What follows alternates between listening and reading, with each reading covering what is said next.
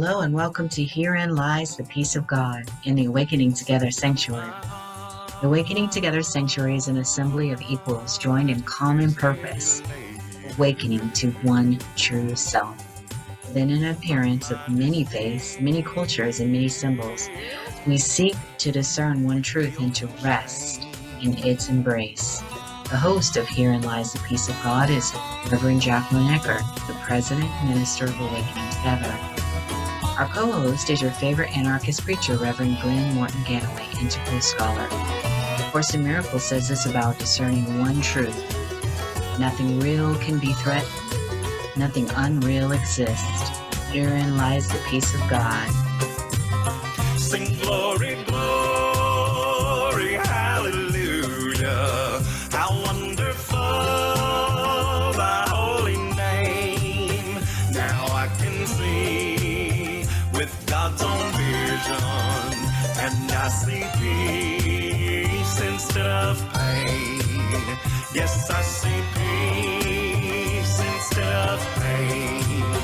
I can see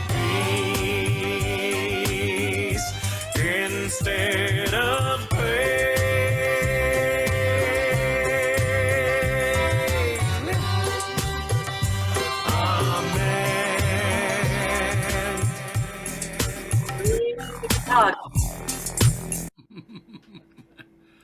Hello and welcome. Welcome back, I should say. Yeah, I missed you guys. You did a great job last week. You don't need me. I can run solo every once in a while, but I need a sidekick. You know? Okay, I'll be that. Well, I don't know. Maybe this. I'm not good being just the sidekick. I don't know. Whichever that the sidekick goes on. Without the. I don't know where any of this is or what any meaning it has. How'd your retreat go? It was great. It was a workshop. We were training future MPP facilitators. Yeah. Valuable work. Yeah, it was good. It was good stuff. It was really good. Yeah. Felt like a retreat for sure. Yeah. Gosh, I'm looking at this, and tonight we're going to do what? Luke Chapter 23. Is that right? Mm-hmm. I'm hoping that you're going to read, since I read last. I'm happy to read, and it's a long reading. I'm happy to read, so Yeah. we won't take a lot of time getting into it. I also heard you allude to news that was coming up, and I guess we better go ahead and say it because we're running out of stuff to read. Next week. Yeah, well, we're gonna do at least 2 more weeks, right? Right. Next week, and then a wrap-up week, and then Glenn and I are not going to be doing Herein Lies the Peace of God after that. What will take place in this time slot is Rhoda Macklid and I will be looking at the Tao Te Ching. Yes. I can't tell you the title. I can't give you any details except to say that we will actually start doing that on the first Sunday in March. I'll work on a theme song. Oh, good for you. This one has certainly served us well here.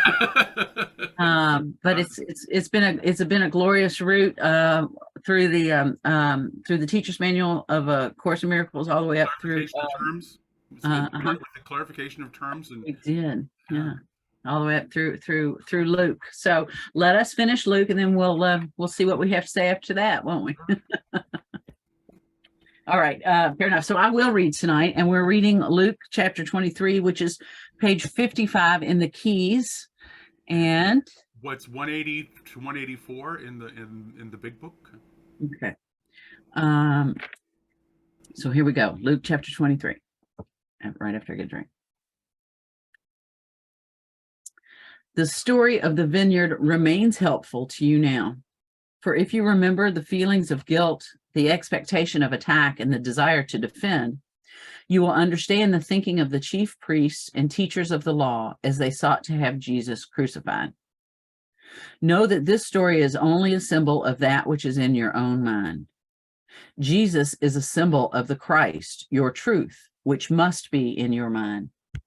The chief priests and teachers of the law symbolize your fear, which is also within your mind. Let us look at your fear for a moment. Recognize it as your own.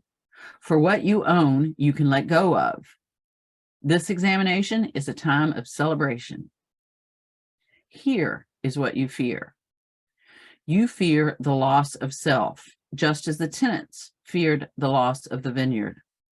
But loss of self cannot be, because your true self was given you by God as a gift. This gift shall never be taken away. So, what is it that you fear really? You fear the loss of an illusory self, because you have forgotten who you are. You think that to lose who you think you are is to lose who you really are. But as I have already told you, nothing could be further from the truth. If I am to help you release your fear, I must teach you that there is nothing to fear. This is why I have given you the symbol of Jesus. For he has stepped forth into that which you fear most of all, and he has arisen in glory and joy. Fear not, you are the same as he, and he and I are one, just as you and I are one. There is no cause for fear or sadness. This is a time for celebration, for you are opening up to that which you are. Look at Jesus and know it is yourself you look upon. Behold, your glory has become manifest in this symbol. Lay your other thoughts aside and do not listen unto them, for those voices have no meaning now. Your truth is before you, and it stands silent before the world. The Christ is the one within you that does not crucify the Son of God. The Christ is the one within you that does not crucify the Son of God. This one is there within you. Fear not that he is not. To crucify is to want dead. This is the voice within that fears attack, and so it seeks salvation by attacking first. This is the voice of the ego. This is the voice that has arisen within your thoughts as a result of the belief that you have stolen yourself from God. This voice does not love, it fears. Even within its illusions of love, it fears, which is why it attacks the ones that you set out to love. The voice of crucifixion cannot help but crucify, for that is what it was made to do. Do not hate this voice when you hear its shrieks of attack. Calmly forgive this confused and fearful voice. Father, forgive them, for they know not what they do. Look beyond this voice to the beauty that lies within. Listen in rest for the voice that does not crucify and knows no crucifixion. This is the voice your Father gave to you. This is your true voice, the gift of heaven that cannot be taken away. This voice knows no crucifixion because it knows no purpose other than love, acceptance, joy, and oneness. Sorry, that one needs to be read again. I'm going to read that sentence again. This voice knows no crucifixion because it knows no purpose other than love, acceptance, joy, and oneness. This voice welcomes your brothers as one with it. This voice welcomes you. This is the voice of peace. It knows no conflict or attack. It seeks no guilt, and it gives the past no meaning born of artificial thought. This is the voice for God. It is a mighty voice that silences all other voices as meaningless and without purpose. This voice beckons to you in certainty and with authority. I tell you the truth. Today you are with me in paradise. Beyond the illusions, there is truth. Truth is peace, and peace is paradise, because it knows only truth and listens only to the voice of truth. Lay mistaken thoughts aside and listen to me, and you lay crucifixion aside as purposeless, and choose instead the purpose of realization of truth. Jesus listened only to the voice for truth. He forgave his brothers their illusions because he knew they were not truth. He welcomed his brothers in love as one with him in peace and safety because he saw beyond illusions to the truth of life, which is the gift of God. You, my brother, are like Jesus. The voice that is with him is with you also. It is the voice of truth that ends all illusions and with it all nightmares. Trust the voice of truth. It is the voice of health and of honesty. Honesty is acceptance. It does not fight or try to change. It accepts in peace that which is meaningless as meaningless, because it is honest and does not wish for deception. Jesus' death was not significant because of his last words, "Father, into your hands I commit my spirit." With these words, Jesus declared that his self was not stolen from God, but was of God and was the same of God. This was the significance about what seemed to be his death. It was the declaration that there is no death that was significant and was heard by some who witnessed these things on this day. What is the nature of God? The nature of God is life. That which is created by God must have his nature, and it is his nature that is the element of creation.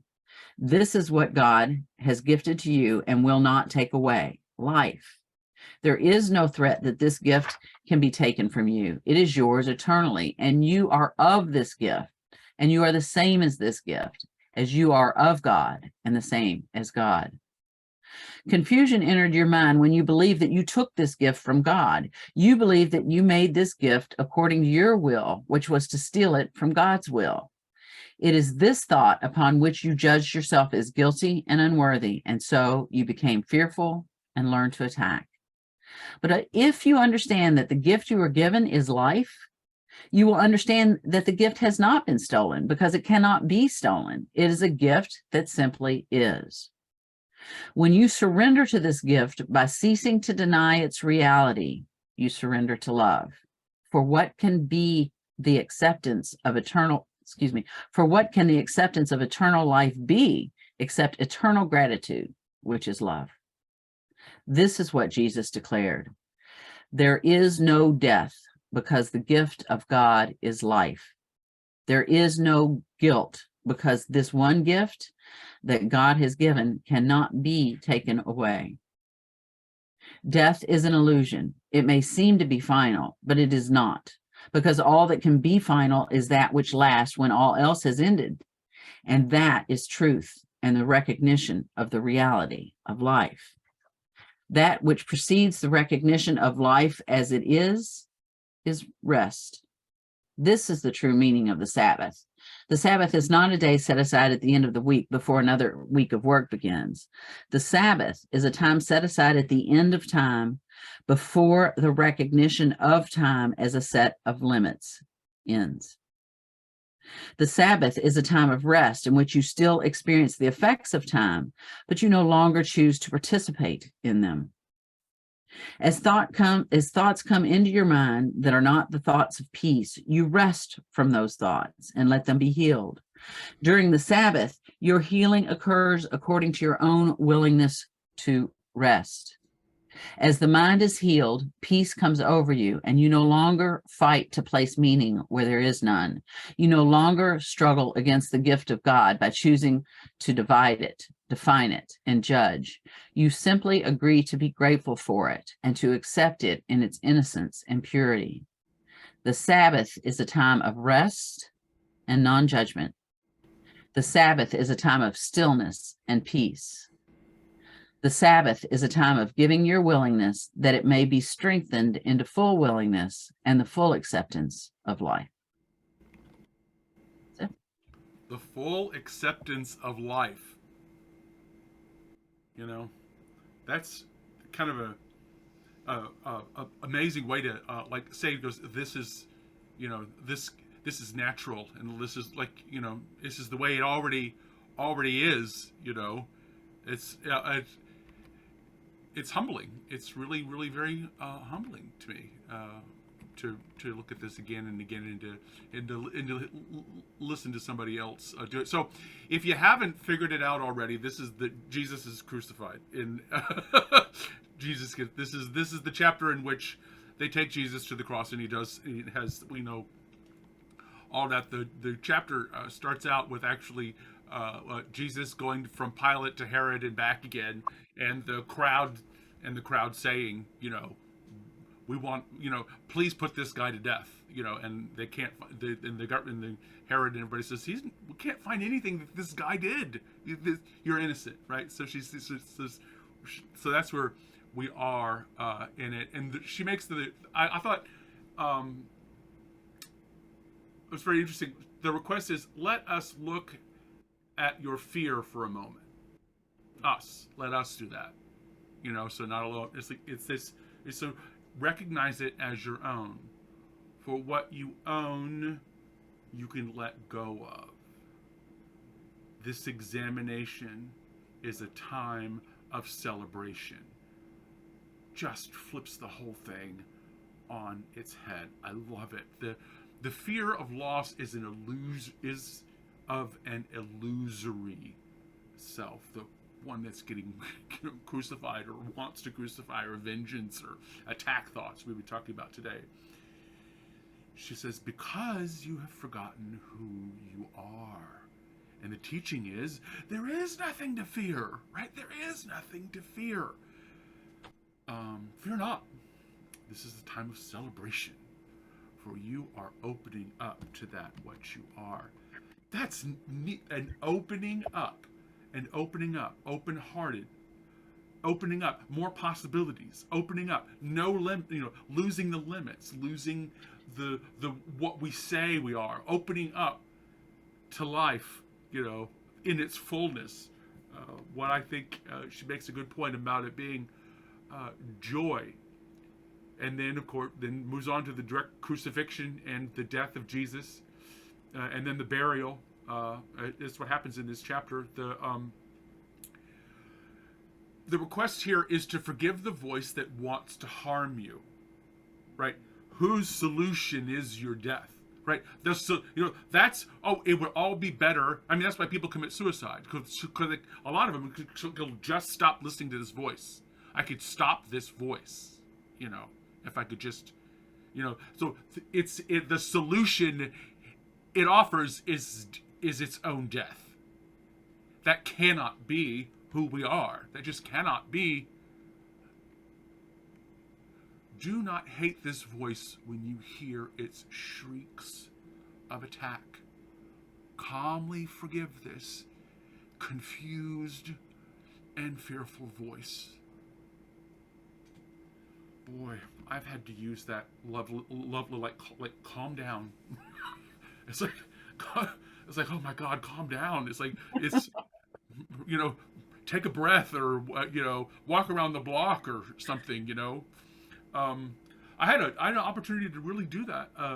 I was in the crosswalk, and a car went through a red light, and I had to literally jump out of the way this past week.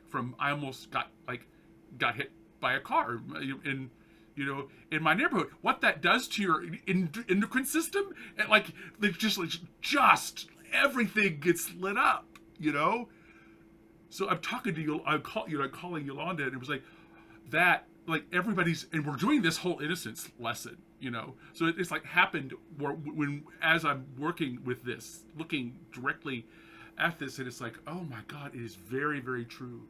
That attack voice, forgive that voice who, the revenge voice or whatever, I remember being lit up like that. Just the voice comes right back. Forgive them, for they don't know what they do. I don't think this person was, out to homicide me. I really don't. I mean, I am very special, but I don't think, my reputation isn't that, ubiquitous. So look. Sorry, I just realized what you said. That's funny. Go ahead. No, thank you. Look beyond them, this voice, to the beauty that lies within.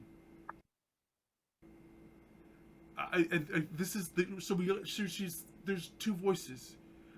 The beauty that lies within. What's that voice?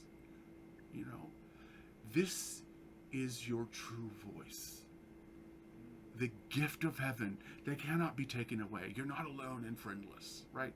got the Waheguru in here. I know no purpose other than love and acceptance and joy and oneness. It says, this voice welcomes your brothers as one with this. This voice welcomes you. It was like, oh, way to go. That's a tone. That's like a tonal quality, right? You can tell, like, when the tone of your mother's voice when she's mad at you, like, you know immediately, like when she uses your middle name. You're just like, so it's like, oh, I know that tone. There's a tone or a way that we recognize. It's like, oh, the feeling of joy. She's saying, associate this joy. Associate this with peace. This voice is joyous. This voice is peace. This voice is accepting.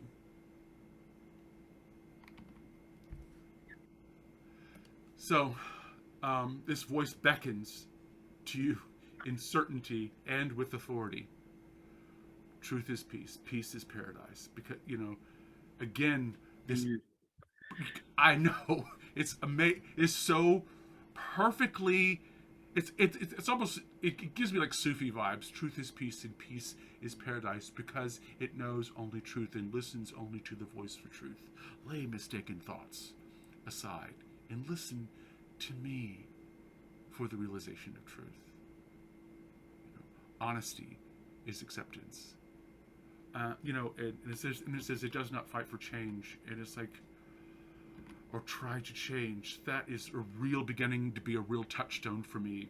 My desire to reach out and change, and the need, that uncomfortableness, that I want something to be different. It's becoming a real touchstone for me. Accept the peace which is meaningless as meaningless, because it is its home and does not wish for deception. That's where I want to be home. I want to be home here in this moment, in this relaxing, easy, joyful, innocent place, this now.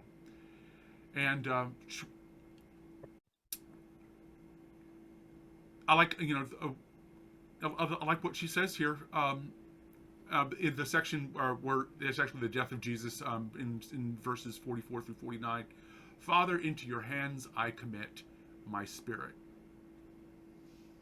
That's real. I see that more and more as letting go into what is.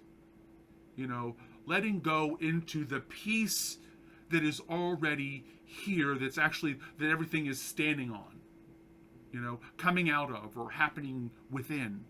The peace and joy is, the background, or like what is happening as always happening, what is always here. I kind of call it presence too. Relax into that. What's the nature of God? The nature of God is life. That would be something to relax into. That I do not have to really try very hard to invent, right? I can't invent life. It already is lifing. It's already, what is that feeling? So we're talking about this how to recognize what's happening. There's really good advice in this, really good way of looking at our own minds. What's this feeling tone? What's actually happening? What's the nature of God? The nature of God is life. That which is created by God must have his nature.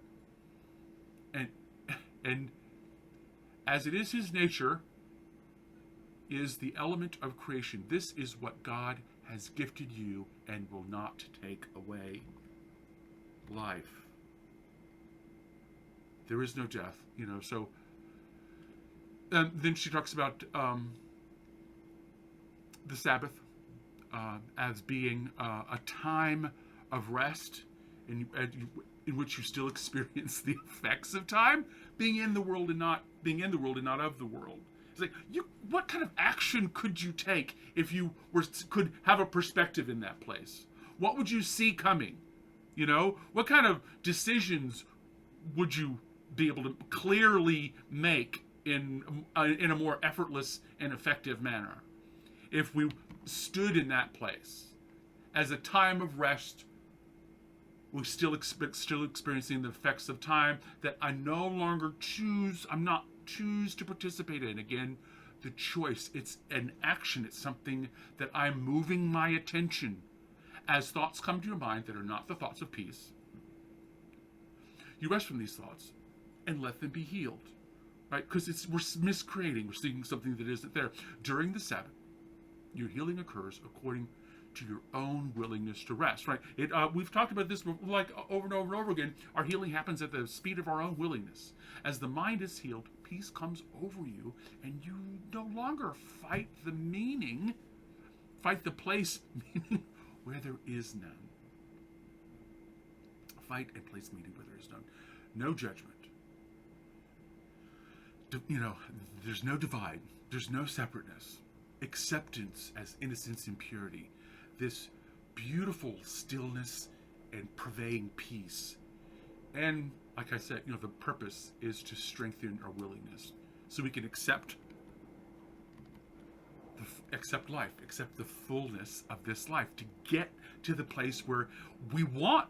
That's the life. It's the only thing, like I say over and over, it's the only thing that satisfies. It's to be who we are. That's what I'm trying to, who am I? What is the nature of God? Well, I can find out. I'm got it, somewhere, it's, I'm told that it's accessible, and that I am the life that I'm looking for, the joy and the raison d'etre to do it all. It's actually, and I can't be taken away, and I can't misuse it, right? It's like,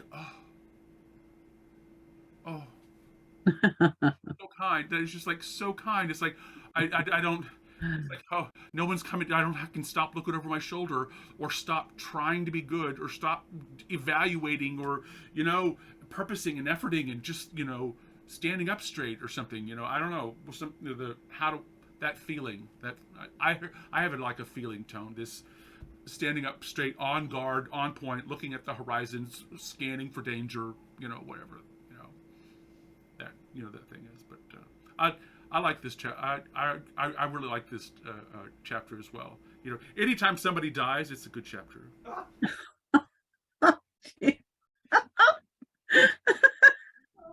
Glen.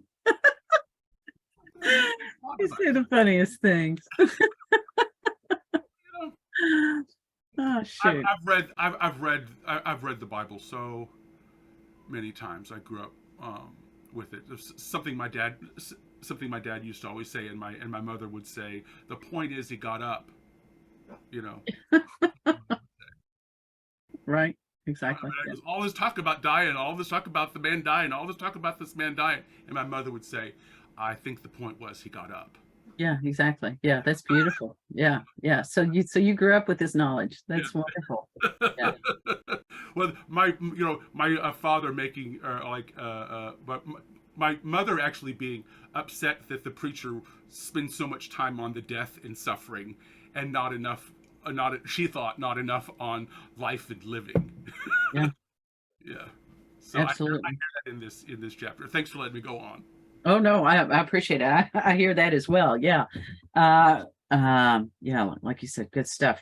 I love that we hone right in at the beginning of this chapter what we fear.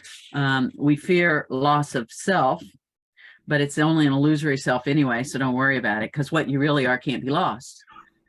Which, as you just pointed out, the point was we got up, right? Yeah, I mean, right. Close the book. You're right, because that's it. We are life. So it's kind of like the title of this program: nothing real can be threatened, nothing unreal exists. Herein lies the peace of God. I mean, this is what we're talking about. That is where peace comes from, and all of our fear and confusion, to the contrary, is a mistaken belief that we're not life, that there's something else going on here, that there's not just this one thing going on here and we are it. We are afraid we could be not it, right? We're afraid that that what we are could end, and it's simply impossible. And that was the whole message of the crucifixion.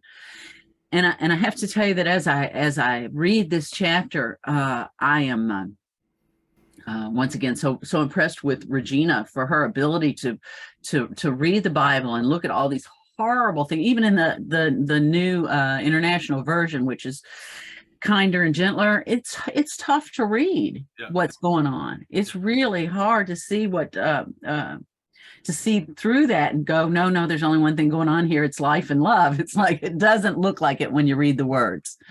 And I think that reading it that way can stir that fear in us, and that's why we get focused on, as your mother pointed out, we get focused on the false part of the story.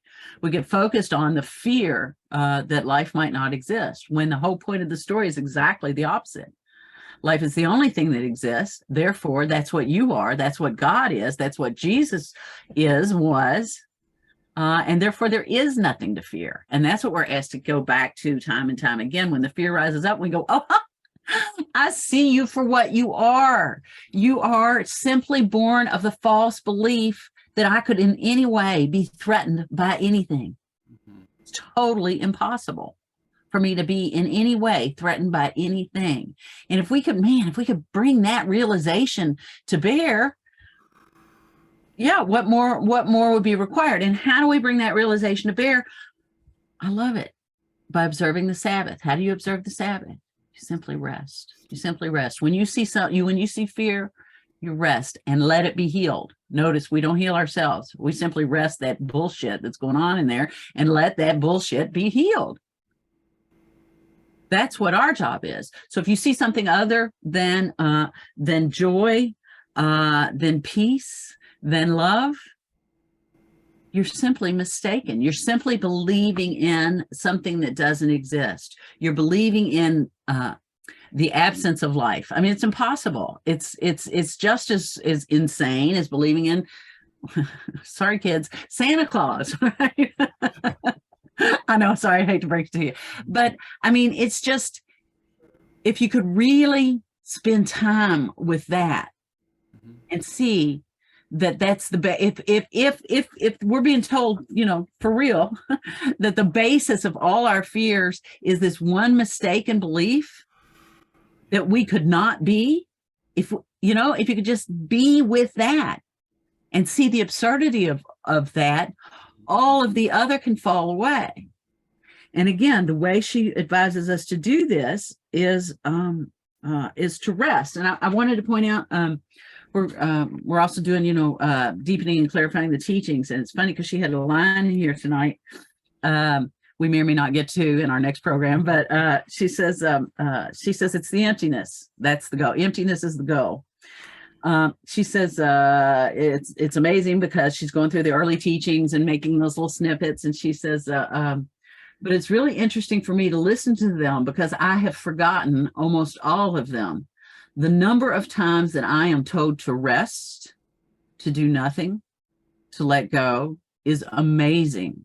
Listen to those words: rest, do nothing, let go. They're all pointing towards the emptiness, towards the space.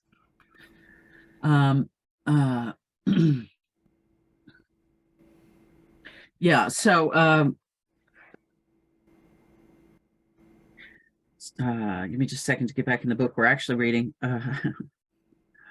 I just love that she goes into this Sabbath thing. And so if resting is it says resting is precedes the recognition of life as it is. That's what you have to do. You have to rest. Don't do anything. Don't try and fix it, right? You're not broken. Just when you see that other bullshit come up, then you go, well, that can't be true. So let me just rest. Let me just rest that thought. Let me just rest with the knowledge of healing, the knowledge that only the truth is true and nothing else is true. Let me rest there, because if I'm irritable, if I'm attacking, if I feel attacked, that's just not true. I mean, it ought to be keyword ought to be really easy to go, oh, this can't be right because I'm upset. Yeah, that ought to be your red flag, right? Yeah, and I noticed when you were teaching there a moment ago, you said, and I wasn't following along in the reading as you did, but basically that voice allows, right? It's not creating more bullshit. It's simply allowing. It's simply allowing. That voice is peace, and peace is paradise. I love it, right? You've heard the song, and I know it's one of Regina's favorites. The phrase is one of Regina's favorites, which is, heaven is a place where nothing ever happens, right? It's life itself. It's life itself. So what we're asked to do here, what we're told to do here, is simply to rest. Simply to rest. If we find something other than peace, rest. And I love that it tells us that peace is paradise. Oh my God. Right? So it's like, again, you have certainly heard me say it before. Byron Katie talks about being enlightened one thought at a time. Course in Miracles says, I'm not here to teach you love. I can't teach you love. That's beyond what can be taught. What I'm here to teach you is peace of mind. So if you're experiencing something other than peace, what's the instruction? Rest. Rest. Rest. Don't take any action. This is not the time to be taking action. Take no action, simply rest. Rest.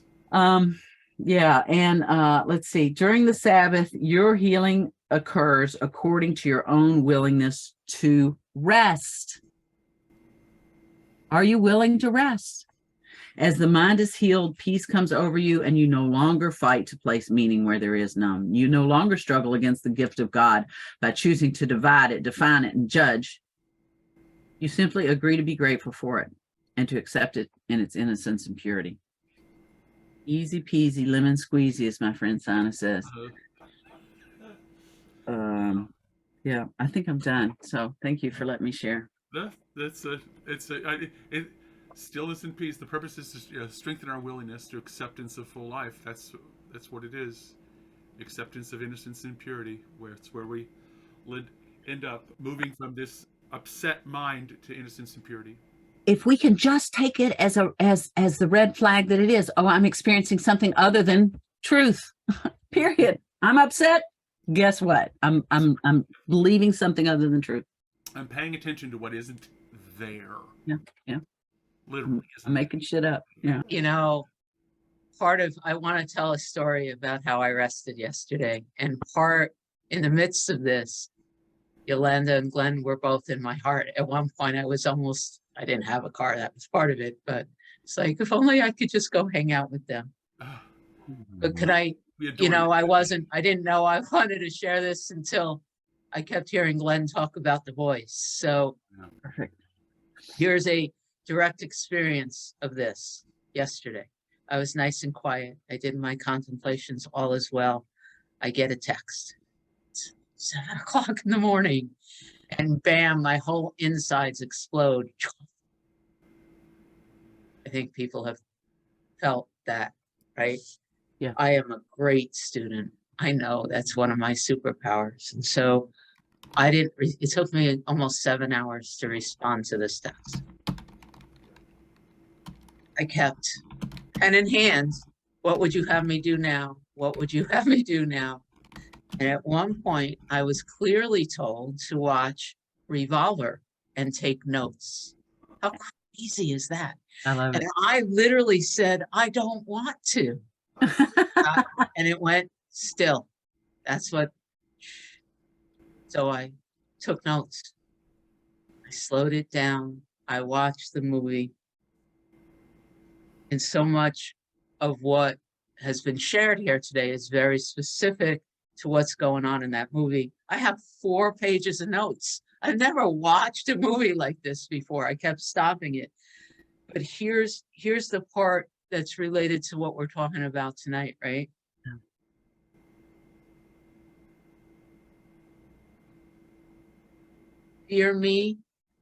Fear or revere me, but please think I'm special. Yeah.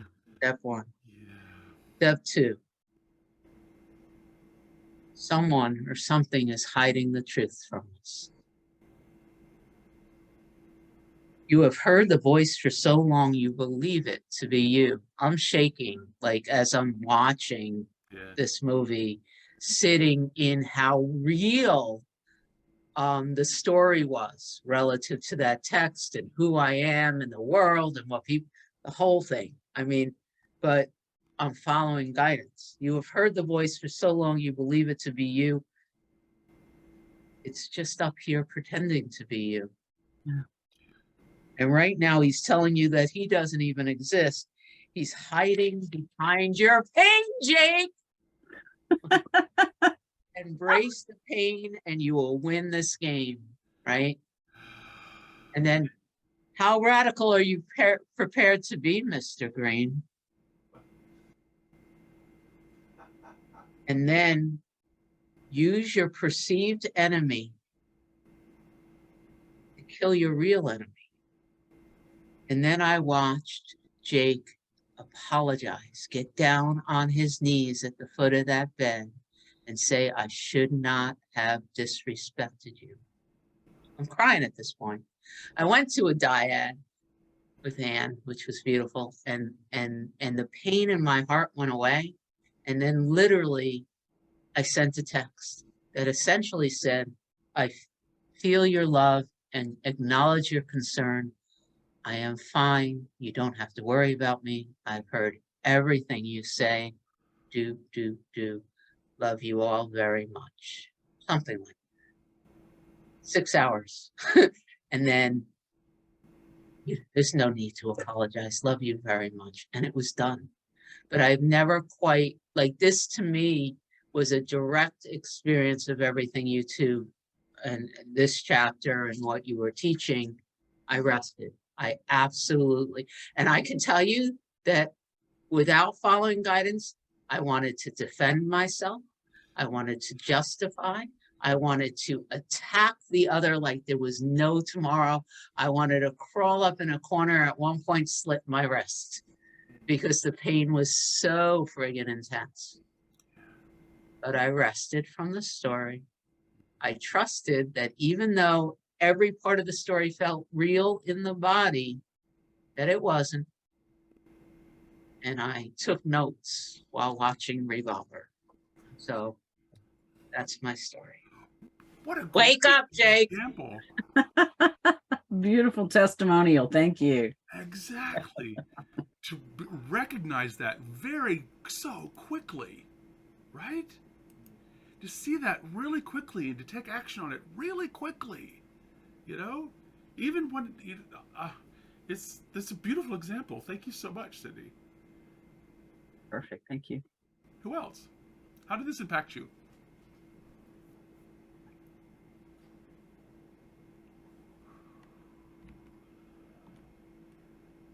George. Come on down. Well, I don't have an eloquent story like Cyndi, but It's okay. You can talk. We'd love to hear your thoughts. you know, the sentence that really stuck out for me was, Father, into your hands I commend my spirit. You know, Jesus, by his example, was showing us what to do. You know, we don't have to go to the cross. He's already done it. He's had that experience. You know, since we're only one, we've all had that experience. But we can do it the kinder, gentler way without pain and suffering. And so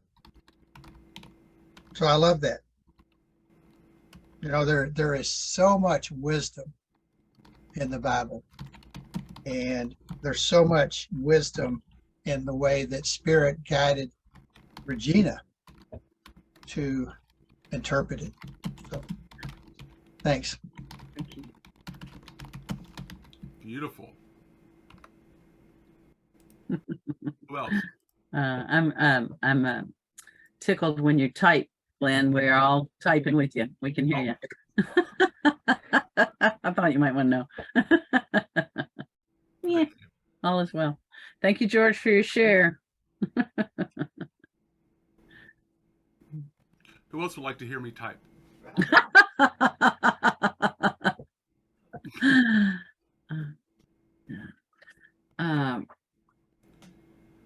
tell you, it says this is the voice of peace. It knows no conflict or attack. It seeks no guilt, and it gives the past no meaning born of artificial thought. This is the voice for God. It is a mighty voice that silences all other voices as meaningless and without purpose.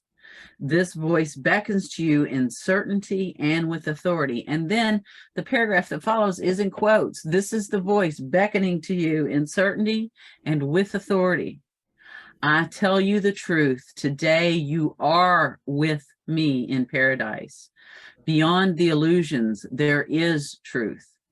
Truth is peace, and peace is paradise, because it knows only truth and listens only to the voice of truth.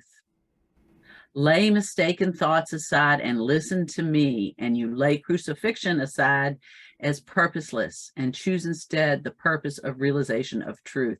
It's just, it's all in that paragraph. It's just very, very clear. Truth is peace, and peace is paradise, because it knows only truth and listens only to the voice of truth. So all of these fears, all of these needs to defend ourselves, all of these, things that we do in the name of keeping ourselves safe. The way Course in Miracles says it is a defense against truth. Right? Because if we keep thinking that we need to attack and defend, get mine before you get yours, all of that crazy stuff is the opposite of peace. And I hear like trying to wrestle and like steal life away from God. It's like trying to like have my own world or have my own kind of pull, like steal some resources or something. From all that is, or from life. It literally speaks directly to the thing that wants to solve this problem doesn't understand the problem.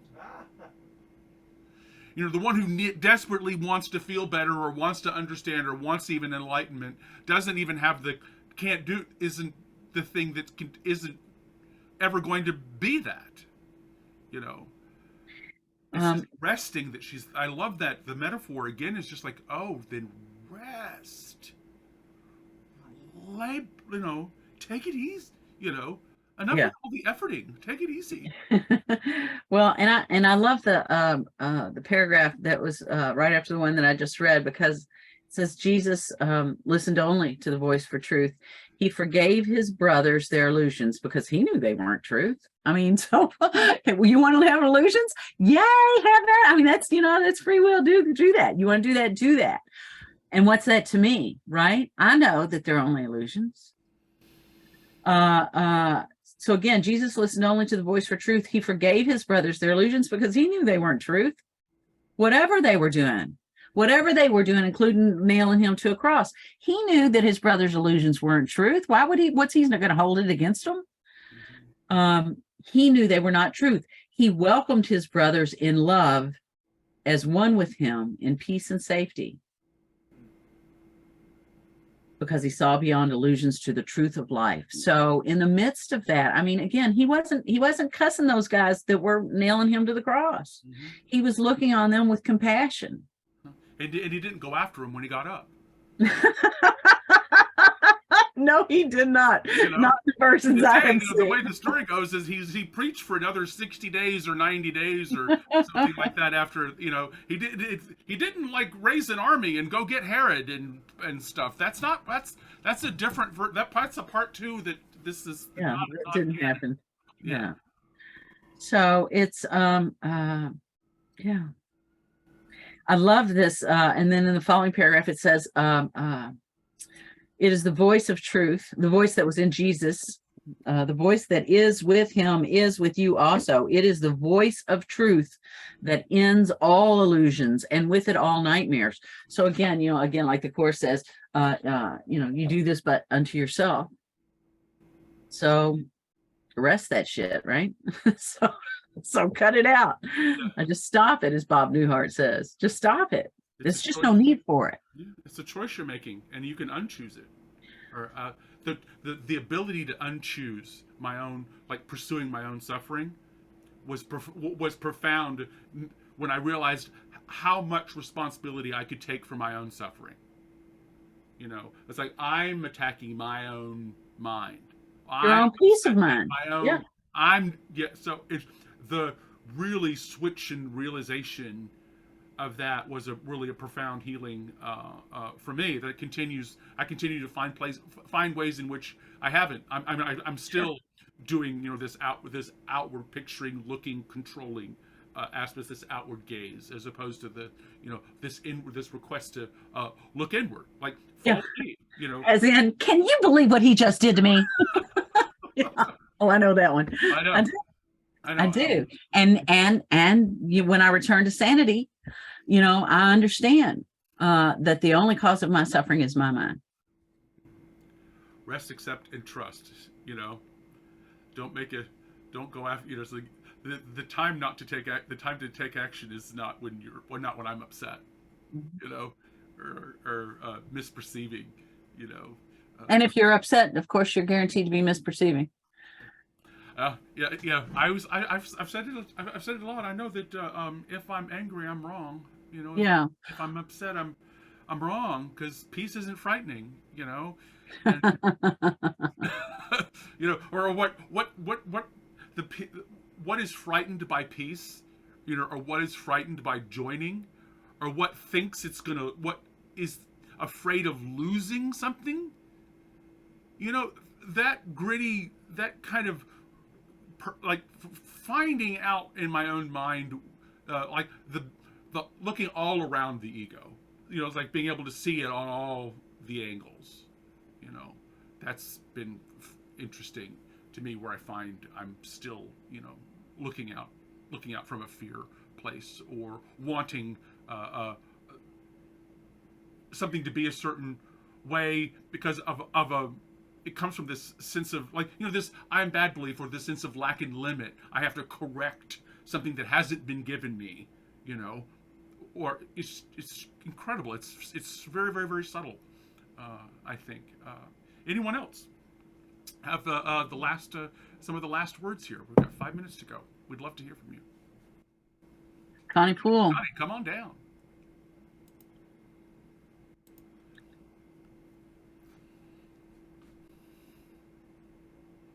I realized I realized the statement that you all began with your fear is the loss of self, but it's the illusionary self. I realized for me that I had an experience of that because I couldn't accept the admonishment to listen to the Holy Spirit for guidance. And I realized that if I knew my oneness with the voice of the Holy Spirit, then I wouldn't be afraid to listen and hear the guidance. Mm-hmm. And that I was only afraid of hearing the guidance because I saw myself as separate. Because I saw myself as a little self, and something that had to be protected. Yeah, you were afraid the voice was going to tell you to do something that you didn't want to do, that would hurt little Connie. I think you make an excellent point about the fear of following guidance. Who's afraid of following guidance, right? If you knew the guidance truly had your best interest at heart, because that's what you are, sure, who wouldn't follow it?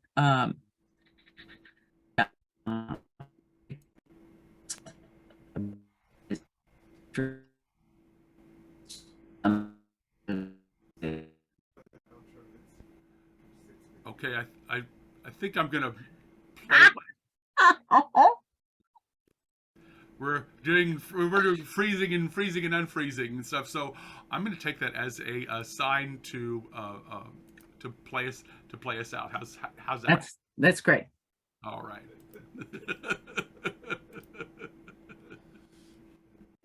You've been listening to Herein Lies the Peace of God with Reverend Jacquelyn Eckert and Reverend Glen Ganaway. To find out more about Jacquelyn and to donate to Awakening Together Sanctuary, go to www.awakening-together.org. To find out more about Glen and to donate to the Mighty Companions Ministries, go to www.glenganaway.com. That's GLENGANAWAY.com. I can see peace instead of pain. Amen.